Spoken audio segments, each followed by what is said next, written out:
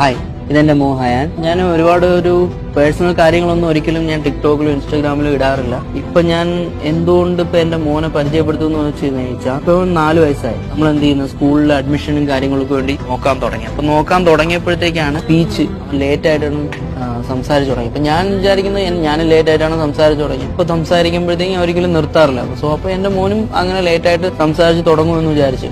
പക്ഷെ അങ്ങനെ അല്ലായിരുന്നു. അങ്ങനെ ഞങ്ങള് ലാസ്റ്റ് ഒരു സ്കൂളിൽ പോയപ്പോഴത്തേക്ക് ഇതുപോലെ പറഞ്ഞു കൊടുത്ത്, സ്കൂളിൽ അറ്റ്ലീസ്റ്റ് അവൻ അത്യാവശ്യം കാര്യങ്ങൾ സംസാരിക്കണമെന്നുള്ളത് അവര് പറഞ്ഞിട്ട് സ്പീച്ച് തെറാപ്പിസ്റ്റിന്റെ അടുത്ത് പോയി. ഇപ്പൊ പോയപ്പം അവർ പറഞ്ഞതെന്ന് പറഞ്ഞാൽ, നമ്മളെല്ലാവരും ചെയ്യുന്ന ഒരു മിസ്റ്റേക്ക് ഉണ്ട്. കൊച്ചു കരയുമ്പോഴത്തേക്ക് എടുത്ത് മൊബൈൽ കൊടുക്കുന്നു. അതാണ് ഏറ്റവും വലിയ ഡേഞ്ചർ ആയിട്ടുള്ള കാര്യം. നമ്മൾ 1 വയസ്സ് മുതൽ 6-7 വയസ്സ് വരെ മൊബൈലോ കാർട്ടൂണോ ഒന്നും കൊടുക്കാൻ പാടില്ല. കാര്യം ഇത് നിങ്ങൾ കുറച്ച് ഡേഞ്ചർ ആയിരിക്കും. പറഞ്ഞുതരാം. 1 to 4 വരെ അവരുടെ ബ്രെയിൻ ഡെവലപ്പ് ചെയ്യുന്ന സമയമാണ്. ഇത് ഞാൻ ഡോക്ടറോട് ചോദിച്ചപ്പോൾ ഡോക്ടർ പറഞ്ഞത് ഒരുപാട് മാതാപിതാക്കൾക്ക് അറിയാത്ത കാര്യമാണ്. ഞാൻ അതുകൊണ്ടാണ് ഇത് പറയുന്നത്. ബ്രെയിൻ ഡെവലപ്പ് ചെയ്യുന്ന സമയത്ത് നമ്മൾ അവരുടെ അടുത്ത് ഇന്ററാക്ട് ചെയ്യണം. അവർ നമ്മുടെ അടുത്ത് സംസാരിക്കുകയോ സംസാരിച്ചില്ലയോ എന്നുള്ള വിഷയമല്ല. പകരം നമ്മൾ ഫോണാണ് എടുത്ത് കൊടുക്കുന്നതെന്നുണ്ടെങ്കിൽ അവരാ ഫോൺ കാർട്ടൂണിന്റെ ഇത് കണ്ട് ഓട്ടിസത്തിലോട്ട് പോകും എന്നതാണ്.